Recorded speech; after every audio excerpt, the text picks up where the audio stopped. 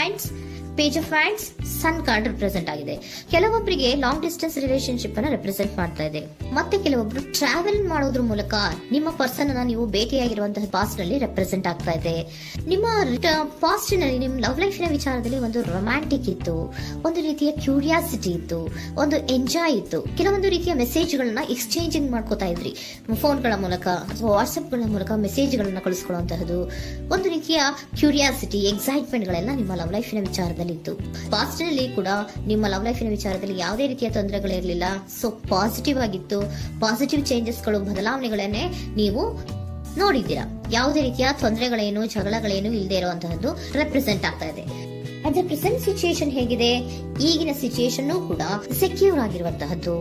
ನಿಮ್ಮ ಲವ್ ಲೈಫಿನ ವಿಚಾರದಲ್ಲಿ at present ಅಲ್ಲೂ ಕೂಡ, ಈ ಹಿಂದೆನೂ ಕೂಡ ನಿಮಗೆ ಚೆನ್ನಾಗೇ ಇತ್ತು, ಈಗಲೂ ಕೂಡ ಪ್ರೆಸೆಂಟ್ ಅಲ್ಲಿ ನಿಮಗೆ ಕಿಂಗ್ ಆಫ್ ಪ್ಯಾಂಟಿಕಲ್ ರೆಪ್ರೆಸೆಂಟ್ ಆಗ್ತಾ ಇರೋದ್ರಿಂದ ನಿಮಗೆ ಲವ್ ಲೈಫಿನ ವಿಚಾರದಲ್ಲಿ ಚೆನ್ನಾಗೇ ಇದೆ. ಸೊ ಒಂದು ಭದ್ರತೆ ಇದೆ. ಲವ್ ಲೈಫಿನ ವಿಚಾರದಲ್ಲಿ ಒಂದು ಸಾಮರಸ್ಯ ಇದೆ. ಯಾವುದೇ ರೀತಿಯ ತೊಂದರೆಗಳು ಏನು ಕಾಣ್ತಾ ಇಲ್ಲ. ಸೆಕೆಂಡ್ ಕಾರ್ಡ್ ಬಂದಿರುವಂತಹ ಪ್ರೆಸೆಂಟ್ ಸಿಚುಯೇಷನ್ ಅಲ್ಲಿ ಸ್ಟ್ರೆಂತ್ ಇದೆ, ಬಾಂಡೇಜ್ ಇದೆ. ಚೆನ್ನಾಗಿ ನೀವಿಬ್ಬರ ಮಧ್ಯೆ ಒಂದು ಬಾಂಡೇಜ್ ಇದೆ, ಸಾಮರಸ್ಯ ಇದೆ, ಹೊಂದಾಣಿಕೆ ಗುಣಗಳು ತುಂಬಾ ಇದೆ.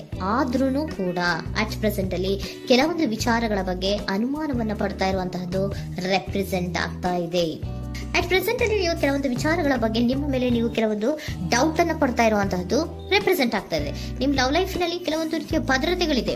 ಸೊ ಯಾವುದೇ ರೀತಿಯ ತೊಂದರೆಗಳೇನೇ ಇಲ್ಲ, ಒಂದು ರೀತಿಯ ಗುಡ್ ಬಾಂಡೇಜ್ ಇದೆ. ಆದ್ರೂ ಕೂಡ ನಿಮ್ಮಲ್ಲಿ ಯಾಕೋ ಆತ್ಮವಿಶ್ವಾಸ ಇಲ್ಲ, ಆತ್ಮವಿಶ್ವಾಸದ ಕೊರತೆಗಳು ರೆಪ್ರೆಸೆಂಟ್ ಆಗ್ತಾ ಇದೆ. ಯಾವುದೋ ಕೆಲವೊಂದು ಅನುಮಾನಗಳು ನಿಮ್ಮಲ್ಲಿ ನಿಮ್ಮ ಲವ್ ಲೈಫಿನ ವಿಚಾರವಾಗಿ ಇರುವಂತಹದ್ದು ರೆಪ್ರೆಸೆಂಟ್ ಆಗ್ತಾ ಇದೆ. ಏನಾದ್ರೂ ತೊಂದರೆ ಆಗ್ತಾ ಇದೆಯಾ, ನನ್ನ ಲವ್ ಲೈಫಿನ ವಿಚಾರವಾಗಿ ಏನಾದ್ರೂ ತೊಂದರೆ ಆಗ್ತಾ ಇದೆಯಾ ಅಂತ ನಿಮ್ಮಲ್ಲೇ ನೀವು ಅನುಮಾನವನ್ನ ಪಡ್ತಾ ಇರುವಂತಹದ್ದು ರೆಪ್ರೆಸೆಂಟ್ ಆಗ್ತಾ ಇದೆ. ಫ್ಯೂಚರಿನ ಬಗ್ಗೆ ಹೇಳೋದಾದ್ರೆ ಕ್ವೀನ್ ಆಫ್ ಪ್ಯಾಂಟಿಕಲ್ಸ್ ಬಂದಿದೆ. ಕ್ವೀನ್ ಆಫ್ ಪ್ಯಾಂಟಿಕಲ್ಸ್ ಬಂದಿರುವಂತಹದ್ದೇನು, ಒಂದು ರೀತಿಯ ಪೋಷಣೆಯನ್ನ ಮಾಡುವಂತಹದ್ದು ರೆಪ್ರೆಸೆಂಟ್ ಆಗ್ತಾ ಇದೆ.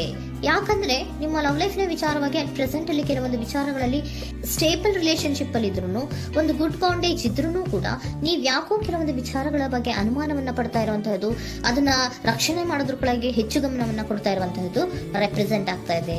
ಇಮಿಡಿಯೇಟ್ ಫ್ಯೂಚರಿನ ಬಗ್ಗೆ ಹೇಳೋದಾದ್ರೆ ನೀವೊಂದು ರೀತಿಯ ಪೋಷಣೆಗಳನ್ನ ಮಾಡುವಂತಹದ್ದು, ನಿಮ್ಮ ಲವ್ ಲೈಫಿನ ವಿಚಾರವಾಗಿ ಕೆಲವೊಂದು ರೀತಿಯ ಹೆಚ್ಚು ಗಮನವನ್ನ ಕೊಡುವಂತಹದ್ದು, ಯಾವುದೋ ನಿಮ್ಮ ವಿಚಾರಗಳಲ್ಲಿ ಹಿಡಿತದಲ್ಲಿ ಏನ್ ಇಟ್ಕೊಂಡಿದ್ರೋ, ನಿಮ್ಮ ಪೊಸೆಸಿವ್ನೆಸ್ ಅನ್ನ ಏನ್ ಇಟ್ಕೊಂಡಿದ್ರೋ, ಯಾವುದೋ ಕೆಲವು ವಿಚಾರಗಳಲ್ಲಿ ನೀವು ಬಹಳಷ್ಟು ಓಪನ್ ಅಪ್ ಆಗಿ ಮಾತಾಡದೆ, ಯಾವ ವಿಚಾರಗಳನ್ನು ಕೂಡ ಹೇಳ್ಕೊಳ್ಳದೆ, ನಿಮ್ಮಲ್ಲೇ ನೀವು ಕೆಲವೊಂದು ಬೇಜಾರುಗಳನ್ನ ಏನ್ ಇಟ್ಕೊಂಡಿದ್ರೋ ಆ ವಿಚಾರಗಳನ್ನ ನೀವು ಮಾತಾಡುವಂತಹ ಸಾಧ್ಯತೆಗಳು ಇಮಿಡಿಯೇಟ್ ಫ್ಯೂಚರ್ ನಲ್ಲಿ ಕಾಣಿಸ್ತಾ ಇದೆ. ಯಾವುದೋ ಕೆಲವೊಂದು ವಿಚಾರ, ಯಾಕೆ ಯಾವುದೋ ಕೆಲವು ವಿಚಾರಗಳಲ್ಲಿ ನಿಮಗೆ ಅನುಮಾನಗಳು ರೆಪ್ರೆಸೆಂಟ್ ಆಗ್ತಾ ಇದೆ. ಲವ್ ಲೈಫಿನ ವಿಚಾರ, ಪ್ರೀತಿಯಲ್ಲಿ ಯಾವಾಗ ಅನುಮಾನಗಳು ಸೃಷ್ಟಿಯಾಗುತ್ತೋ ನಾವು ಅವಾಗವಾಗ್ಲೇ ಅದನ್ನ ಬಗೆಹರಿಸ್ಕೊಬೇಕು. ನಮ್ಮಲ್ಲೇ ಇಟ್ಕೊಳ್ಳೋದು, ಅಯ್ಯೋ ಏನಾಗ್ತಾ ಇದೆಯೋ ಅಂತ ಕೊರಗೋದು ಅಥವಾ ಏನಾಗ್ಬಿಡುತ್ತೋ ಅಂತ ಭಯ ಪಡುವಂತಹದ್ದು ಏನು ಬೇಕಾಗಿಲ್ಲ. ಯಾಕಂದ್ರೆ ಲವ್ ಇರುವಂತಹದ್ದೇ ನಂಬಿಕೆಯ ಬುನಾದಿಯ ಮೇಲೆ. ಸೊ ನೀವೇನ್ ಮಾಡ್ಬೇಕು, ಏನಾದ್ರೂ ಸ್ವಲ್ಪ ಡೌಟ್ಗಳು ಬಂದಾಗ ನೀವು ಅದನ್ನ ಬಗೆಹರಿಸ್ಕೋಬೇಕು. ಯಾವ ವಿಚಾರದಲ್ಲಿ ನಿಮಗೆ ಬೇಜಾರಾಗಿತ್ತು ಅದನ್ನ ನೀವೇನ್ ಮಾಡ್ಬೇಕು, ನಿಮ್ಮಲ್ಲೇ ಇಟ್ಕೊಂಡು ಕೊರಗಬಾರ್ದು. ಓಪನ್ ಅಪ್ ಆಗಿ ಮಾತಾಡೋದ್ರ ಮೂಲಕ ನೀವು ಕ್ಲಾರಿಟಿಯನ್ನ ತಗೊಳ್ಳುವಂತದ್ದು ನಿಮಗೆ ಇಮಿಡಿಯೇಟ್ ಫ್ಯೂಚರ್ ನಲ್ಲಿ ಕಾಣಿಸ್ತಾ ಇದೆ.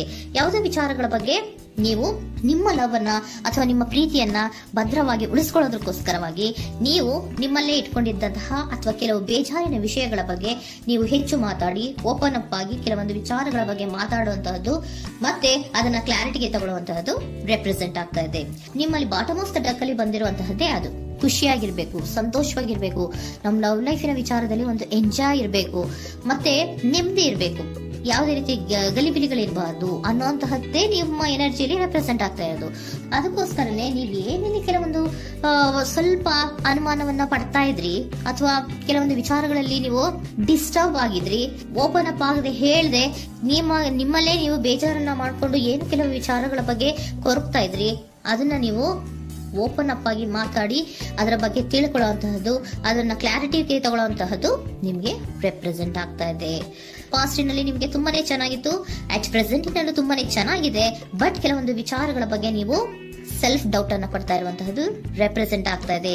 ಏನಾಗ್ತಾ ಇದೆಯೋ ಅನ್ನೋದ್ರ ಬಗ್ಗೆ ನೀವು ಸ್ವಲ್ಪ ವಿಶ್ವಾಸವನ್ನ ಕಡಿಮೆ ಮಾಡ್ಕೊಳ್ತಾ ಇರುವಂತಹದ್ದು ರೆಪ್ರೆಸೆಂಟ್ ಆಗಿತ್ತು. ಬಟ್ ಆದ್ರೆ ಇನ್ನು ಇಮಿಡಿಯೇಟ್ ಫ್ಯೂಚರ್ ನಲ್ಲಿ ಏನಪ್ಪಾ ಅಂದ್ರೆ ನಿಮ್ಮ ಲವ್ ಲೈಫ್ ಅನ್ನ ನಾವು ಉಳಿಸ್ಕೊಬೇಕು, ನಾನು ಎಲ್ಲವನ್ನ ನಮ್ಮ ಕಂಟ್ರೋಲ್ ಅಲ್ಲೇ ಇಟ್ಕೊಂಡು ಅಥವಾ ಪೊಸೆಸಿವ್ನೆಸ್ ಅನ್ನ ಬೆಳೆಸ್ಕೊಂಡು ನಾನೇ ಬೇಜಾರು ಮಾಡ್ಕೊಂಡಿದ್ರೆ ಸರಿ ಇಲ್ಲ, ನಾನು ಓಪನ್ ಅಪ್ ಆಗಿ ಮಾತಾಡಿ ಕೆಲವೊಂದು ವಿಚಾರಗಳ ಬಗ್ಗೆ ನಾನು ಕ್ಲಾರಿಟಿಯನ್ನ ತಗೋಬೇಕು ಅಂತ ಆಲೋಚನೆಯನ್ನ ಮಾಡ್ತಾ ಇರುವಂತಹದ್ದು ರೆಪ್ರೆಸೆಂಟ್ ಆಗ್ತಾ ಇದೆ. ಓಕೆನಾ? ಒಂದು ಏಂಜಲ್ ಗೈಡೆನ್ಸ್ ನ ನಿಮ್ಮ ಲವ್ ರೀಡಿಂಗಿನ ವಿಚಾರವಾಗಿ ತಗೊಂಡ್ಬಿಡೋಣ ಅಲ್ವಾ. ದ ಸಿಚುಯೇಷನ್ ವಿಲ್ ಇಂಪ್ರೂವ್, ಸಿಚುಯೇಷನ್ಗಳು ಇಂಪ್ರೂವ್ ಆಗತ್ತೆ. ನೀವು ನಿಮ್ಮಲ್ಲೇ ಇಟ್ಕೊಂಡು ಕೊರಗಬೇಡಿ. ಯಾವುದೇ ವಿಚಾರಗಳನ್ನ ನಾವು ಓಪನ್ ಅಪ್ ಆಗ್ಬೇಕು. ನಾವೇ ಬೇಜಾರು ಮಾಡ್ಕೊಂಡ್ರೆ ಅವ್ರಿಗೆ ಏನ್ ಅರ್ಥ ಆಗುತ್ತೆ, ನಿಮ್ ಪರ್ಸನ್ಗೆ ಏನ್ ಅರ್ಥ ಆಗುತ್ತೆ, ಏನಕ್ಕೆ ಬೇಜಾರು ಮಾಡ್ಕೊಂಡಿದ್ದೀರಾ ಅಂತ ಅವ್ರು ತಿಳ್ಕೊಬೇಕು ಅಲ್ವಾ. ನಿಮ್ಗೆ ಅವರಲ್ಲಿ ಏನೇ ರೀತಿ ಕ್ಲಾರಿಟಿ ಬೇಕು ಅಂದ್ರೂ ಕೂಡ ನೀವು ಮಾತಾಡಿ ಕ್ಲಿಯರ್ ಮಾಡ್ಕೊಳ್ಳಿ. ಅವಾಗ ಏನಾಗುತ್ತೆ, ದ ಸಿಚುಯೇಷನ್ ವಿಲ್ ಇಂಪ್ರೂವ್ ಆಗತ್ತೆ. ಇದಿಷ್ಟು ನಿಮ್ಮ ಮಂತಿನ ಲವ್ ರೀಡಿಂಗ್.